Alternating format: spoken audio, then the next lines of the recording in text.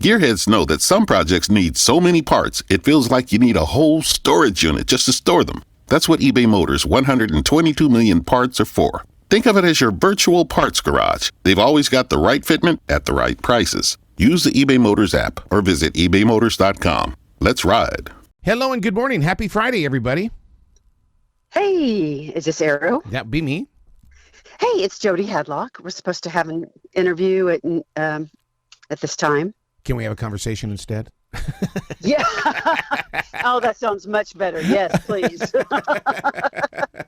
I definitely like that better. Because you know how we writers are. We just want to talk. That's why we have this love affair with pages. I just want to put my thoughts on a page. Yes. Definitely. And it's taped. It's taped, right? If we went back to 1979. That's true. Well, okay, that shows my age too. I was 13 in 1979. Oh my God, what was I in 79? So I was born in 62, so 79. I mean, I was up there. I was 17. Oh, well, I was born in 66. Wow, what a time. Do you want to go back to anything like that? Because I feel like that I love the knowledge that we have today, but I want the innocence that I had then. Yeah, life was a bit different back then, wasn't it? Yeah, it sure was. We had teachers that actually believed in writing. Is that where it started for you in school? Yes. Well, ever since I was young, I always loved to read. Mm-hmm. I think it helped because my mom, I would sit and read to her every night. And so I just developed this love of reading. And then by the time I was around, I think about 12, I knew I wanted to write a book. So, and it's taken me quite a long time, as you can tell.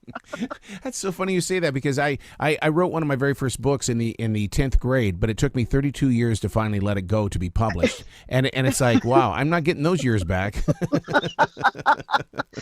Oh, I know. I did an Instagram post. My book was just published Tuesday, and I did a post that posted a picture of me on a ski trip when I was 15. Wow. And I was like, 40 years later, it finally happens. Now, you're more than just an author. You researched. I mean, first of all, listeners need to understand that Diamond Bessie has a story, and this is a 150-year-old story. What gives here? Well, it was a long time ago. When my husband and I were dating, he's from East Texas, a little town called Marshall, which is where I'm at right now. Wow. And Jefferson is nearby, and we took a day trip over to Jefferson and went to the Historical Museum, and I saw this article about Diamond Bessie and Abe Rothschild in a Dallas paper in the 1930s about something that had happened in that little tiny town 60 years earlier. And I thought, wow, why was this paper still interested? And then I had another thought, but I don't want to give away the plot. Mm-hmm. And that just started me down that rabbit hole. And it was a very long journey, but I'm really glad that it's out now. So did you feel like an archaeologist, or did you feel more like an investigator? Dun, dun, dun, dun. Both. Really? Both, yeah. Oh my God, because excavating, the mining the information. It was great. I actually found out that I love research, which is probably a good thing, writing historical fiction. If it's going to be historical, then you better like the research, because it was an overwhelming amount. But I loved it, and I love the writing too, even though the writing is much harder than the research. The research is fairly easy. And especially now with the internet and with newspapers.com and everything. When I started researching this, it was a long time ago. It was before you had things like newspapers.com. So I was going through microfilm at the library, going through page by page. Look, there was no, I couldn't just type in the find box, find Diamond Bessie. No, you had to look at every page. And then I went through all these newspapers, and I had to use interlibrary loan, where you request it from another library. Yes. You wait for it to arrive. You've got like 2 weeks to look. I mean, it took so much longer when I first started doing the research. And then, because I set aside this project for a long time for a number of reasons. And then when I came back to it, wow, all of a sudden everything's online. And so it was really great for that. And it'll be very helpful for my second novel. Hopefully I'll get that done much faster. But see, I call that fermenting, though, allowing because when you do the research and because the researcher is not the writer. The writer has its own relationship with things growing forward. But as that researcher, you had to give yourself time in order to put it into street speak inside those pages. Oh yeah, yeah. It was. It's an interesting process now that I've been through it, and to see how well the research. And then I thought I had finished the research, and then when I started writing, I found out I still needed to do more research, because especially something set back then in the 1860s and 70s. I couldn't say that Bessie used the telephone, Right. but in 1876. I mean, that's a blatant example, but I mean, it was getting down to the nitty gritty of, the fashions changed by decade. And then, of course, I'm writing about a 19th century prostitute. I've never been a prostitute, so luckily, but I found 3 memoirs of 19th century prostitutes that were absolutely fascinating, that I mined for everything I could, that really informed Bessie's life, which was very helpful. It's amazing how much she had that girl power, her superpower. She was able to move and do things in her own way, and yet it doesn't go the way that we all wanted, but yet there's a story here that still has impact. Yes. It's interesting because when I first started working on this story, I thought, I'm focused on Bessie and what happened to her, et cetera. But then there's also the context of what was going on in society at the time. Why did a woman become a prostitute then? Mm-hmm. Looking at those reasons. And then the women's rights movement was, really getting going. So that's, the backdrop of everything. And so it was really, it was fun actually to incorporate all that, because I didn't want it just to be focused on just Bessie and her little world, but the broader world, what was going on around her and how she fit into that. To build up the suspense that you do, how did you build these paragraphs and things like that? Because it's all about engagement. You want your readers to go to the next page. We want to go to sleep, and you're going, no, I got to get one more page inside of me. I had somebody the other day, she posted a review. She said she started reading my book at 7 a.m. and she finished it at 9 p.m. that night. And so that makes me so happy. I mean, I just wanted to write an engaging story. Mm-hmm. And I'm not out trying to win a Pulitzer or whatever. I mean, I wanted something, a page turner, engaging. I like quick reads, so I think mine I've been told it's a quick read. Obviously, if this woman read it and one sitting. I mean, that's interesting when you hear that, because you spend years on research, yep, years writing and editing, and then they read the darn thing in 5 hours. So, but no, it's worth it. Whenever I get that reaction, that just makes me so happy. Do you think the reason why people are so attached to it is because we love true crime podcasts, true crime television, and things like that? And Yes. and then I've got to ask you, are you going to go in those directions? Because it can't just be a book. It's got to be something. I want to see the person that you select as Bessie. Oh, for like a movie or something? Yeah. Oh, well, I don't know if that would happen, but and I actually have written a few screenplays. Nothing's ever been produced. I did have a producer interested in one, and I love screenwriting. I absolutely love it. So I think it'd be, fantastic, obviously, if, something happened with that. But my husband and I are true crime junkies. And I think we've seen everything on TV and in the movies, anything to do with true crime. We just watched Inventing Anna, which is a little bit different than a murder, but still, yeah, it's almost embarrassing to tell people that much we watch it. No, because what it does, it really, that's one of the things that I got into during the lockdown, was that that it's a binge watcher, man. Once you tap into something like that, you just can't break free of it. But that's okay. I don't have to live out there in that real world. Well, yeah, like the Tiger King. Oh, God. Oh my God. I mean, mind blown. I mean, that was just you couldn't stop watching it. It was just, and then my brother, oh my God, with the Carol Baskin and memes. Oh my Lord.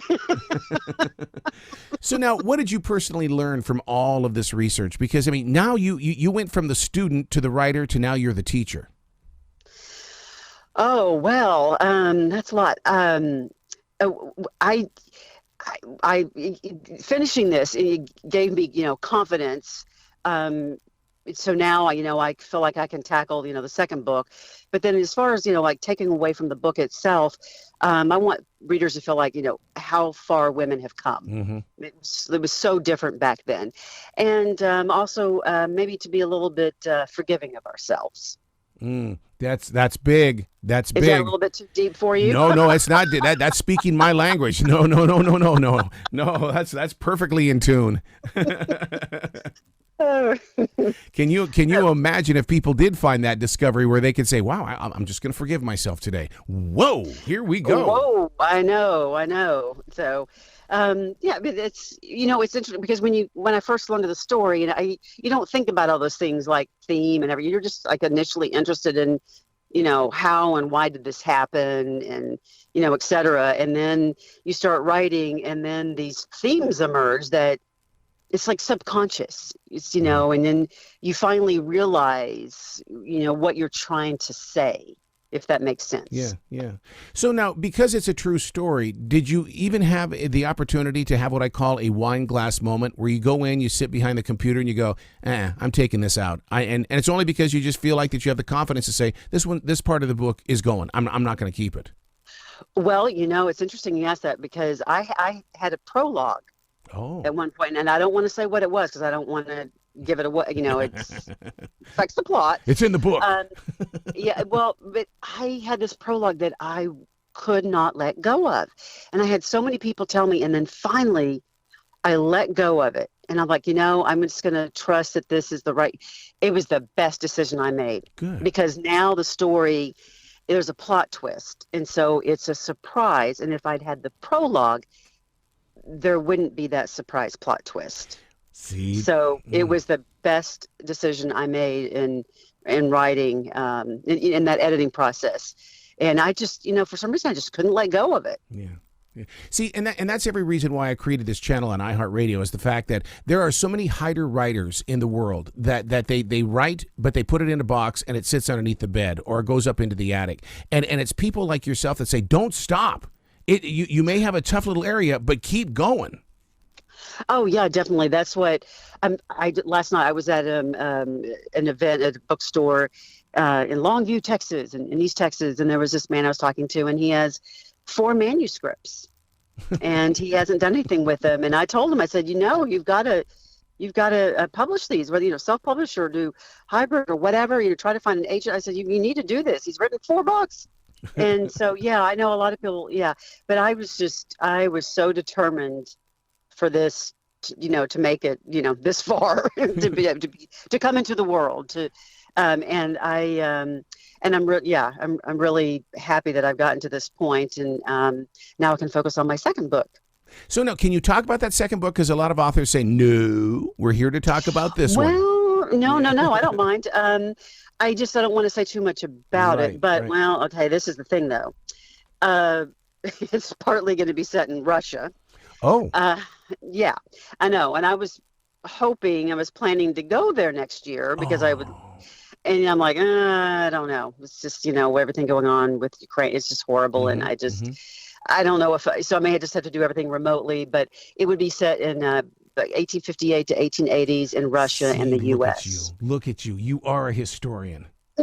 I love it. Oh, I know. I do. I love historical fiction. I think I'll probably stick with it. Oh, my God. Wow. So now are you like, because I like to act out my pages. Do you do the same thing when you're writing?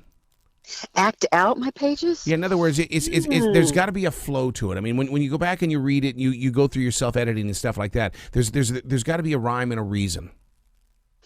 Yeah, it is good to read your work aloud. That. But as far as that's interesting. I think I might have to. You've just given me a good idea to think about.